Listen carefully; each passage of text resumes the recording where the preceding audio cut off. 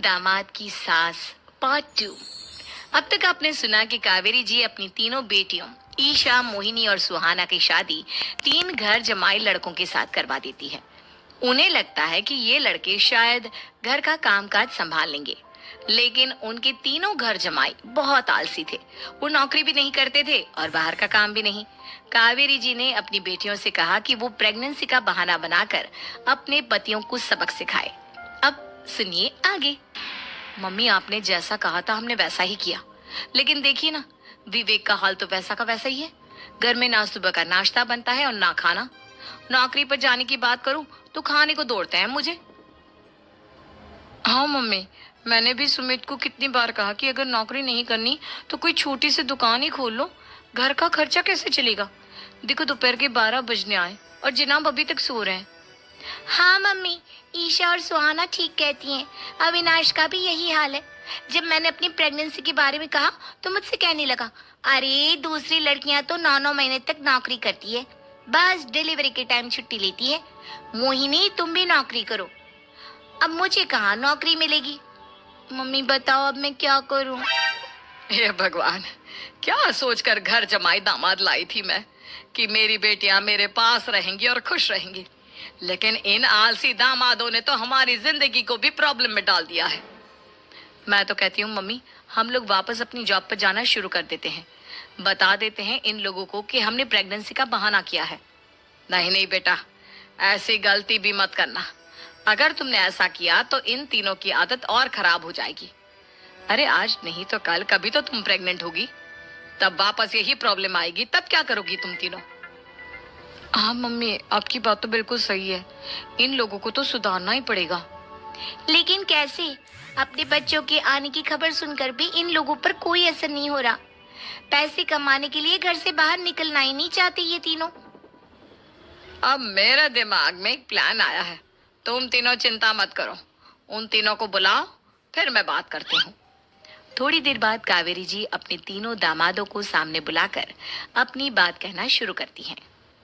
अविनाश, सुमित और विवेक, देखो बेटा, मैं ना तुम तीनों से बड़ा प्यार करती हूँ, इसीलिए तो तुम्हें घर जमाई बनाकर रखा है मैंने। अरे मम्मी जी, सीधे सीधे कहिए ना, क्या बात है? प्यार तो हम भी आपको बहुत करते हैं। अरे मम्मी जी, आपकी इज्जत भी बहुत करते हैं। अरे भाई, आपके जैसी सास और कमाने वाली बीवी सबको मिलती है क्या? हाँ मम्मी, विवेक और सुमित ठीक कह रहे हैं। आपकी बेटी से शादी करके मेरी तो जिंदगी ही अच्छी हो गई है। जानती हूँ मैं, और ये भी जानती हूँ कि तुम तीनों अपनी अपनी बीवियों से बहुत प्यार करते हो। बेटा, बात ऐसी है कि हमारे कुल गुरु ने कहा है कि प्रेग्नेंट होने के बाद मेरी तीनों बेटियां शुरू के 4 महीने हमारे गांव में जाकर रहेगी, जहां मेरे चाचा जी रहते हैं। अरे लेकिन क्यों मम्मी, गांव में जाकर रहने की क्या जरूरत है इन तीनों को? वो क्या है ना बेटा, हमारे परिवार को एक श्राप है। अगर मेरी बेटियों ने यहाँ पर बच्चा पैदा करने की कोशिश की तो उनके बच्चों को कुछ भी हो सकता है। इसलिए अब से लेकर 4 महीने पूरे होने तक इन्हें गांव वाले घर में रहना पड़ेगा। हाँ, तो इसमें प्रॉब्लम क्या है मम्मी जी? हम भी वहाँ जाकर रहेंगे, पिकनिक मनाएंगे। अरे भाई, बीवी जहाँ हम भी वहाँ। हाँ यार, आइडिया तो बहुत अच्छा है। शहर की जिंदगी में रह रहकर परेशान हो चुके हैं, अब कुछ दिन गांव में बिताएंगे। तुम लोग समझने की कोशिश क्यों नहीं करते? तुम में से कोई भी वहां नहीं जा सकता, और मैं यहाँ रहूंगी ना तुम तीनों के साथ। 4 महीने की तो बात है, उसके बाद ये तीनों ही लौट कर आ जाएंगी। ठीक है मम्मी जी, अब हमारे बच्चों का सवाल है तो ये तो करना ही पड़ेगा। कावेरी अपनी तीनों बेटियों को कुछ दिन के लिए घर से बाहर कहीं दूसरे शहर में रहने के लिए भेज देती है। कुछ दिनों के बाद, अरे मम्मी जी, बहुत दिन से पिज्जा नहीं खाया, मंगवाइए ना। क्या बताऊं बेटा, पहले तो बेटियां खर्चा दे देती थी क्योंकि उनकी नौकरी थी, लेकिन अब तो मेरे पास पैसे ही नहीं बचे। थोड़े बहुत पैसे हैं जो बच्चों की डिलीवरी में काम आएंगे। लेकिन मम्मी जी, आपकी बेटियों को वापस आने में तो अभी बहुत वक्त बाकी है। वही सोच सोच कर परेशान हो रही हूँ। सोच रही हूँ कल से दूध भी बंद करवा देती हूँ। अब दूध वाले को देने के लिए पैसे भी तो नहीं है ना। अरे नहीं नहीं मम्मी जी, अगर दूध भी बंद करवा दोगी तो मुझे चाय कहाँ से मिलेगी? और चाय के बिना मैं तो मर ही जाऊंगा। क्या करूं बेटा, इसके अलावा हमारे पास कोई ऑप्शन नहीं है। मेरे पास पैसे ही नहीं बचे। इस तरह कावेरी जी धीरे धीरे अपने तीनों दामादों को पैसे देना बंद कर देती हैं और घर में खाने पीने की चीजें लाना भी बंद कर देती है।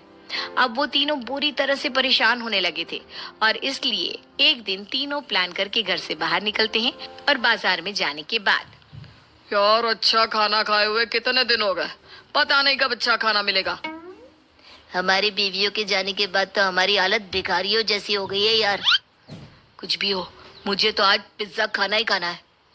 जेब में 1 रुपया नहीं और पिज्जा खाएगा, कहाँ से आएंगे पैसे? अरे देख वहाँ सामने बोर्ड पर क्या लिखा हुआ है, कंप्यूटर पर काम करने के लिए एक आदमी की आवश्यकता है।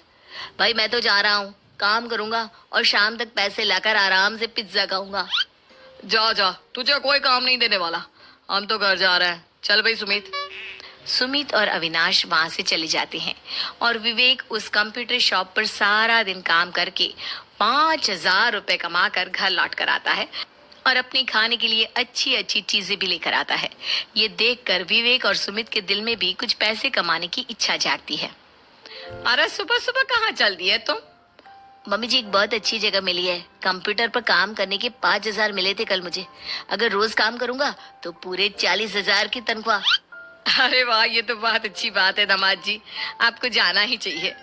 सुमित और अविनाश विवेक को इस तरह तरक्की करते देखकर परेशान हो जाते हैं और वो दोनों भी काम की तलाश में निकल पड़ते हैं। धीरे धीरे उन दोनों को भी काम मिल जाता है। अब कावेरी के तीनों दामाद छोटी मोटी नौकरी करके अच्छा पैसा कमाने लगे थे। एक दिन कावेरी उन्हें अपने पास बुलाती है। अरे वाह, विवेक 40,000 कमा लेता है, अविनाश 60,000 और सुमित तुम भी 40,000 के आसपास कमा ही लेते हो। कुल मिलाकर तुम अच्छे खासे पैसे कमा रहे हो बेटा। हाँ मम्मी जी, बहुत मजा आता है जब महीने के एंड में मोटी रकम हाथ में आती है। पूछिए मत मम्मी जी, घर में रहकर रोटी बना बना कर और तो जैसा महसूस होने लगा था मुझे तो। हाँ बेटा, तुम तीनों की बात तो बिल्कुल ठीक है और जानते हो अब तुम तीनों की पत्नियां भी वापस लौट कर आने वाली है। लेकिन मम्मी जी अभी तो उन्हें गए सिर्फ 2 महीने हुए हैं, आपने तो कहा था वो 4 महीने के बाद लौट कर आएंगी।